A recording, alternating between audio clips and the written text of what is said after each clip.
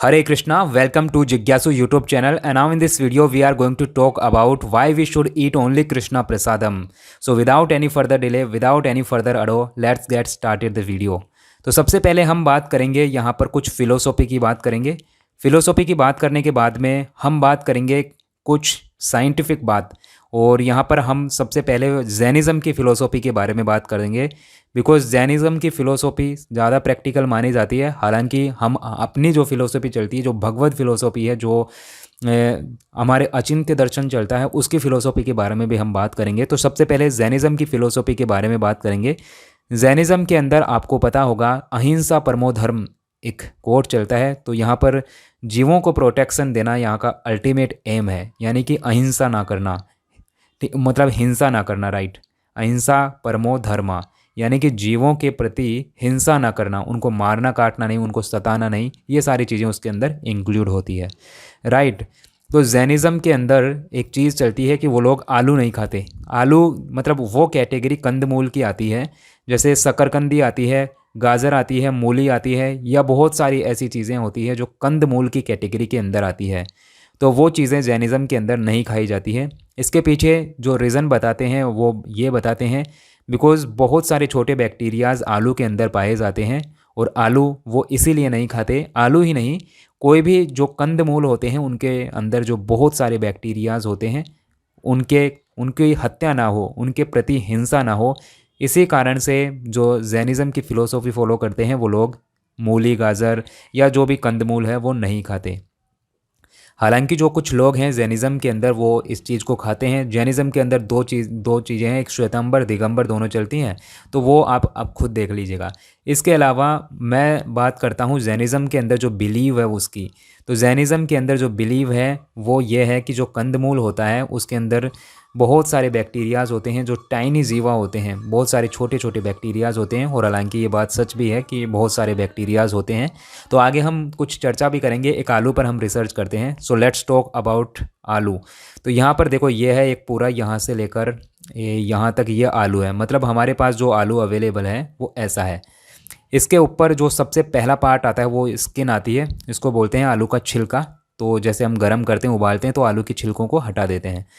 इसके अलावा जो इससे थोड़ा सा अंदर आता है, जो हम छीलने के बाद में, जैसे आलू को हमने, मतलब सादा आलू है, उसको छीलने के बाद में कोर्टेक्स एक शेप आती है, यहाँ पर कोर्टेक्स का जो पार्ट आता है वो आता है। इसके अलावा जो अंदर आता है, जिसको बोलते हैं वेंस वाला पार्ट भी बोल सकते हैं वैसे तो, जो आउटर कोर होता है वो बोलते हैं। यानी कि आलू का एकदम बीचों बीच, आलू का जो बीचों बीच, अगर हम दो सेम्स में आलू को काटें तो वो जो बीच का जो पार्ट होता है उसको बोलते हैं आउटर कोर। इसके अलावा जो इनर कोर होता है, इनर कोर के अंदर आपने देखे होंगे जब भी आप आलू काटते होंगे तो इस तरह की कुछ धारियाँ होती है, जैसा कि आप यहाँ पर देख रहे हैं। तो यहाँ पर कुछ बारीक धारियाँ होती है। वो अभी रुको, यहाँ पर ये क्या हुआ, मतलब स्लाइड से यहाँ पर बटन दब गया, राइट, 1 सेकेंड। तो मैंने यहाँ पर आपको जस्ट बताया कि यहाँ पर जो लेयर होती है, ये देखो, ये यहाँ पर छोटी छोटी लेयर्स होती है। मतलब इस तरह की धारियाँ आप देखे होंगे, कभी आपने आलू काटा होगा तो डेफिनेटली आप देखे होंगे इस तरह की धारियाँ होती है। तो ये धारियाँ आप अब की बार आलू काटो तो ज़रूर देखना। इनको बोलते हैं इनर कोर। और जो नीचे वाली धारी होती है उसको बोलते हैं स्टेम एंड, यानी कि यहाँ से जो आलू का स्टार्टिंग होती है, यहाँ से आलू की स्टार्टिंग होती है और वो एंड तक थोड़ा धीरे धीरे बड़ा होता है। इसके अलावा ये जो बीच वाला पार्ट है, इस पार्ट को, ये जो खाली पार्ट आपको दिख रहा है जहाँ पर मैं मार्क कर रहा हूँ, ये वाला जो खाली पार्ट है, यहाँ पर जितना भी खाली पार्ट है इसको छोड़ दीजिएगा, कोर्टेक्स को छोड़कर जो भी खाली पार्ट बचा हुआ है, इसके अंदर कुछ और चीज़ें होती है जिसको बोलते हैं सेल वॉल। तो इस तरह के यहाँ पर जो षटकोणाकार के अंदर बहुत सारी बने हुए होते हैं। अगर हम इसको माइक्रोस्कोपिक व्यू के अंदर देखें तो इसके अंदर एक होती है सेल वॉल। सेल वॉल के अंदर होता है स्टार्च होता है। इसके अलावा इंटरसेल्यूलर स्पेस होता है। ये यहाँ पर आप इंटरसेल्यूलर स्पेस देख सकते हैं। ये अभी इसको थोड़ा सा जूम करके दिखाता हूँ। यहाँ पर ये देखिए, यहाँ पर जैसे मैं मार्क कर रहा हूँ, इसको थोड़ा सा यहाँ पर आप देख सकते हैं, इसको बोलते हैं इंटरसेल्यूलर स्पेस। इसके अलावा स्टार्च आप देख सकते हैं, मैंने ऑलरेडी बता दिया है, स्टार्च और सेल वॉल भी मैंने आपको बता दिया है। तो ये जो लाइंस है ये हैं सेल वॉल, और ये सेल वॉल हर चीज़ के अंदर पाई जाती है। मतलब चाहे गाजर, मूली, आलू, लहसुन, प्याज, सब के अंदर ये सेल वॉल होती है। ठीक है, अब बात करते हैं कुछ और चीज़ों की, जैसे कि यहाँ पर जो एंड आता है बर्ड का, इसके भी बहुत सारे अलग अलग फॉर्म्स हैं। तो इसके अंदर अगर हम और जूम करें, जैसे अभी हमने सेल वॉल को और जूम किया, या फिर जो स्टार्च है इनको और जूम करते हैं हम और माइक्रोस्कोपिक व्यू में देखते हैं, तो ये बहुत ज़्यादा अलग अलग कैटेगरीज़ के अंदर डिवाइड हो जाते हैं।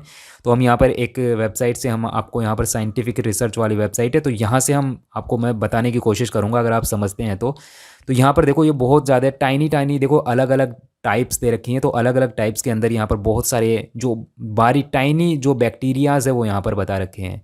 तो बहुत ज़्यादा मात्रा में ये यहाँ पर टाइनी बैक्टीरियाज़ हैं। और ऐसा नहीं है केवल आलू के अंदर ही ये हैं, अगर आप दही देखोगे तो दही के अंदर भी अपने अपने लेवल पर, मतलब कोई भी चीज़ देख लीजिए, कोई भी जो खाने पीने की चीज़ें हैं उसके अंदर अपने अपने लेवल पर कुछ बारीक टाइनी बोलते हैं ना उसको, टाइनी सूक्ष्म जीव यहाँ पर आपको डेफिनेटली देखने को मिलेंगे।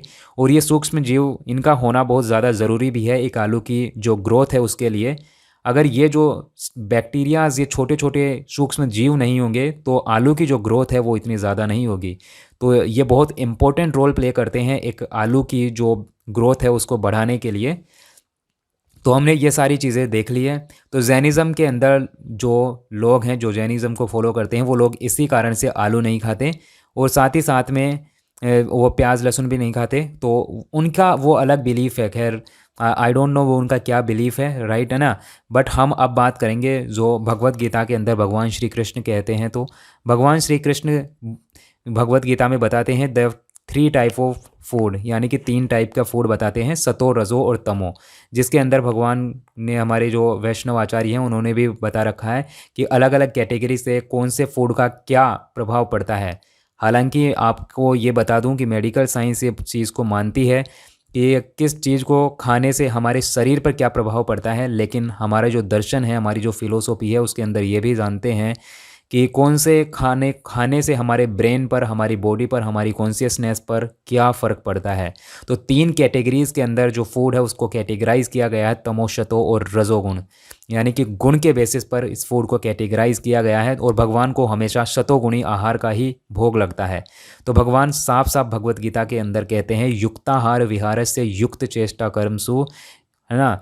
तो भगवान साफ साफ बताते हैं कि जो भोजन है वो मुझे अर्पण करके खाओ, यानी कि जो भोग आप, जो भी चीज़ आप बना रहे हो जो शतोगुणी हो, आपको पता है कि भगवान को तमोगुणी या फिर रजोगुणी चीज़ें हैं उनका भोग नहीं लगाते। तो भगवान के लिए एक शुद्ध और सात्विक भोजन जो एक भक्त के द्वारा बनाया गया हो वही भगवान ऑफर किया जाता है, वही भगवान को, तो उसी का भगवान को भोग लगाया जाता है। और उसके बाद में हम प्रसाद के रूप में उसको लेते हैं। तो एक इम्पॉर्टेंट चीज़ ये भी आती है, when Lord Krishna appears in the society of food in the categories of food, this is prasadam. When Lord Krishna appears in the society of stones, he is Giriraj Govardhan.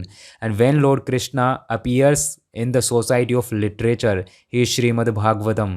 And when Lord Krishna appears in the society of water, he is Matsya Dev. तो ऐसे करके मतलब भगवान जब भी रूप धारण करते हैं, भगवान जब भी अवतार लेते हैं कुछ विशेष लीला करने के लिए, तो वो हर तरह से अलग डिफरेंट करते हैं।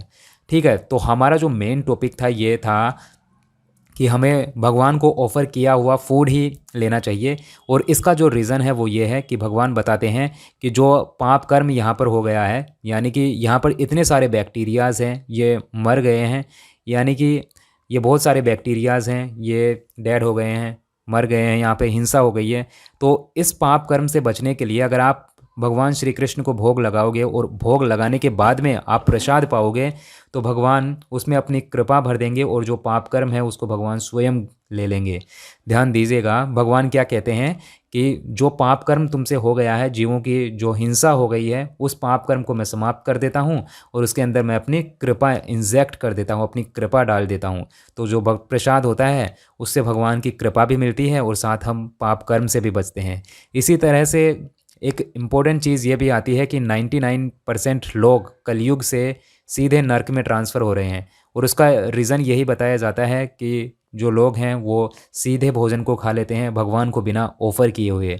तो जो भी भगवान के भक्त हैं, भगवान श्री कृष्ण के भक्त हैं, वो बिना भोग लगा हुआ भोजन ग्रहण नहीं करते और यही कारण है ताकि भगवान जो जीव हैं उनकी जो हत्या हुई है, जिनके प्रति हिंसा हुई है, उन जीवों को उद्धार तो होगा ही होगा, साथ में भगवान की कृपा भी आपको मिलेगी। तो इसी कारण से हमें केवल कृष्ण प्रसाद ही खाना चाहिए। ठीक है, इसके अलावा अब हम एक चीज़ और बात करते हैं कि जैनिज़्म के अंदर लोग आलू कंदमूल यही नहीं खाते, बट बैक्टीरियाज, छोटे छोटे स्मॉल बैक्टीरियाज हर चीज़ के अंदर पाए जाते हैं। चाहे आप एप्पल ले लीजिए, चाहे आप एक फ्लावर ले लीजिए, कुछ भी ले लीजिएगा, जैसे आप ले लीजिएगा गाजर, मूली, आलू, प्याज, कान, कुछ भी आते हैं, कोई भी मतलब जो भी खाने पीने की चीज़ें आती है जो प्रकृति से हमें मिल रही है, उन सारी चीज़ों के अंदर कहीं ना कहीं अपने अपने लेवल पर कुछ बैक्टीरियाज, कुछ टाइनी बैक्टीरियाज ज़रूर होंगे, और उसी से हमें बचने के लिए भगवान को ऑफ़र करना चाहिए, उसके बाद ही हमें खाना चाहिए। अब हम एक जो एप्पल है उसके बारे में बात करते हैं। जो एप्पल होती है उसके अंदर जो एक मीठी शर्करा होती है उसको बोलते हैं फ्रक्टोज़। तो इसके अंदर जो फ्रक्टोज़ शर्करा होती है, जो फ्रक्टोज़ होती है, इसके अंदर भी बहुत सारे बैक्टीरियाज अपने अपने लेवल पर होते हैं। तो यहाँ पर स्टेन्ड एप्पल सेल्स यहाँ पर देख सकते हैं, शॉर्ट क्रिस्टल्स होते हैं और ओनियन सेल्स होते हैं। मतलब सेल वॉल तो आपको हर चीज़ के अंदर देखने को मिलेगी ही मिलेगी, शेल वॉल तो डेफिनेटली देखने को मिलेगी। ये ओनियन शेल्स हैं। तो इसी तरह से यहाँ पर एक वेबसाइट से हमने रिसर्च की है, तो यहाँ पर आप देख सकते हैं बहुत सारा मतलब बैक्टीरियाज़ यहाँ पर, इसमें जो टाइनी बैक्टीरियाज़ है वो डेफिनेटली अभी भी अवेलेबल है। तो इस तरह से हमने ये पूरी चीज़ें हमने देखी और हमने फाइनल कंक्लूज़न ये पाया कि हमें केवल कैसा भोजन ग्रहण करना चाहिए, हमें केवल ऐसा भोजन ग्रहण करना चाहिए जो भगवान को ऑफ़र किया हुआ है। और भगवान को ऑफ़र किया हुआ ही भोजन इसीलिए चाहिए क्योंकि बहुत सारे जो टाइनी बैक्टीरियाज़ हैं उनकी डेथ हो जाती है और उनके प्रति जो हिंसा हो जाती है उससे बचने के लिए, और साथ ही साथ भगवान की जो कृपा है वो प्राप्त करने के लिए। अब आपको मैं एक चीज़ और बताता हूँ, जैसे जब भी हम कोई चीज़ खाते हैं तो उससे बनता है, मतलब चाहे बहुत सारी चीज़ों से, बहुत तरह तरह की कैटेगरीज से हमारे आता है, हमारी बॉडी के अंदर स्पर्म सेल्स बनते हैं, यानी कि जो स्पर्म बनता है हमारी बॉडी के अंदर वो भी कुछ इसी तरह से बनता है। तो जैसे आप देखते हैं कि जो स्पर्म बनने की जो प्रोसेस है वो बहुत लंबी है, आपको पता होगा ये, तो अगर नहीं पता तो मैं एक सेपरेट वीडियो के अंदर बताऊंगा कि जो स्पर्म बनता है वो कैसे बनता है। तो इसी तरह से एक इम्पोर्टेंट सवाल ये आता है कि जो गर्भ होता है, जो माता का गर्भ होता है, उसके अंदर जो जीव आत्मा होती है वो कहाँ से ट्रांसफ़र होती है, वो कैसे आ जाती है।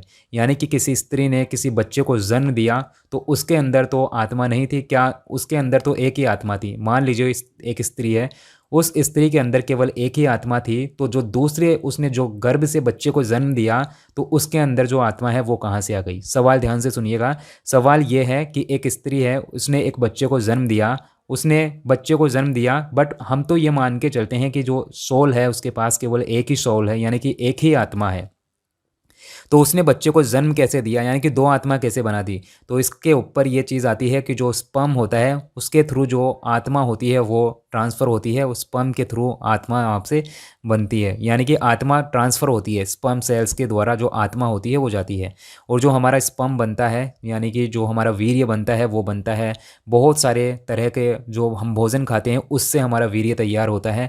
और इसी के ऊपर अगर हम गहराई के अंदर जाएँ, यानी कि ऊपर से जाएँ, तो ये जो आत्माएँ हैं ये कहाँ से आ रही है। यानी कि अब आप सवाल पूछोगे कि ये जो आत्माएँ हैं, ये चीज़ें आ रही है, ये बैक्टीरियाज़ है, ये छोटे छोटे बैक्टीरियाज़ है, ये कहाँ से आ रही है। तो इसके पीछे एक रीज़न आता है, जो निराकार ब्रह्म पर जो ध्यान लगाते हैं, जो निराकार ब्रह्म एक बहुत इंपॉर्टेंट चीज़ है, तो निराकार ब्रह्म पर जो ध्यान लगाते हैं वो ब्रह्म ज्योति के अंदर विलीन हो जाते हैं। और जब वो गिरते हैं तो वो बारिश की बूंदों के साथ विलीन हो जाते हैं। और जब बारिश की बूंदें ज़मीन के अंदर जाती है तो वो बहुत छोटे, कहीं तो वहीं पर समाप्त हो जाती है और कहीं जो जाकर समुद्र में इकट्ठी होती है तो वहाँ से, मतलब कहीं पर भी गिरती है तो वहाँ से जो भी चीज़ें निकलती है, चाहे कंदमूल के अंदर जाकर ट्रांसफ़र होती है या कहीं पर भी जाकर ट्रांसफ़र होती है, ऐसा माना जाता है। ठीक है, तो जैसे यहाँ पर कोई भोजन बना तो उसके अंदर बहुत सारे मतलब बैक्टीरियाज बन जाते हैं, तो इसी तरह से वहाँ से ट्रांसफ़र होती है ये। ठीक है, तो ये मैंने यहाँ पर कुछ चीज़ें बताई है, आपको डेफिनेटली समझ में आई होगी। आई होप अगर समझ में आया हो तो कमेंट के अंदर मुझे लिखकर ज़रूर बताना। साथ ही साथ आपका कोई भी डाउट हो, देखो समझाने के अंदर थोड़ी सी प्रॉब्लम हो सकती है, और प्रॉब्लम ये है कि देखो हर किसी का माइंड अलग अलग तरह से सोचता है। तो आपका माइंड अगर किसी अलग तरह से सोचता है तो आप मुझे कमेंट बॉक्स के अंदर लिख कर बता दीजिएगा आपको क्या समझ में नहीं आया। ठीक है, तो मैं आपका डेफिनेटली आंसर देने का कोशिश करूँगा। वीडियो देखने के लिए आपका धन्यवाद। और अभी आपने हमारे यूट्यूब चैनल को सब्सक्राइब नहीं किया तो सब्सक्राइब कर लेना, ताकि आपको ऐसे ही इन्फॉर्मेटिव वीडियोस, नॉलेजेबल वीडियोस आपको मिलती रहे। धन्यवाद। I am signing off. Hare Krishna.